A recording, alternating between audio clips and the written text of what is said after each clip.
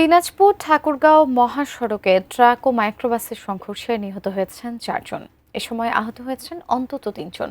আহতদের ঠাকুরগাঁও সদর হাসপাতালে ভর্তি করা হয়েছে। সেখানে আছেন প্রতিনিধি MS সামাদ। বিস্তারিত জানাবো তার কাছ থেকে। সামাদ, যারা আহত হয়েছেন তাদের এখন কি পরিস্থিতি এবং সড়ক দুর্ঘটনাটি আসলে কিভাবে হয়েছে? সুজানা, আজকে সকালে বেলা ভোর ভোরের ভোর সকালেই আর কি, বেলা সকাল 7টার দিকে ঠাকুরগাঁও দিনাজপুর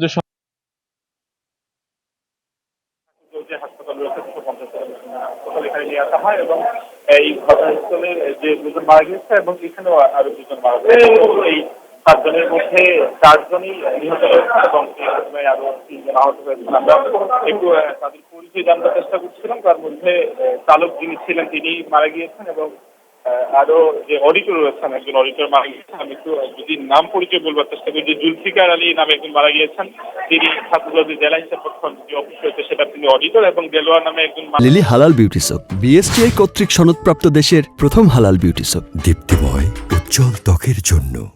মারা গিয়েছেন, তিনি সুপার রয়েছেন হিসাব রক্ষণ কার্যালয়ের, এবং ইমরুল নামে আরেকজন রয়েছেন, তিনি অডিটর। অর্থাৎ দুজন যে দপ্তর রয়েছে সেই দপ্তরে দুজন মারা গিয়েছেন, একজন সুপার মারা গিয়েছেন এবং আরেকজন চালক মারা গিয়েছেন।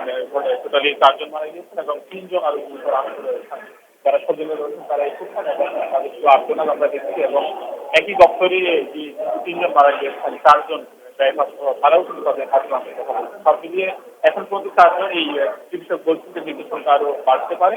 তারপর আত্মীয় স্বজন যারা রয়েছেন তারা তাদের প্রিয়জনের মরদেহ নেওয়ার জন্য এসেছেন। সব মিলিয়ে পরবর্তীতে আরো জানানো যাবে যে এই ঘটনা আরো কতজন নিহত এবং আহত হয়েছে।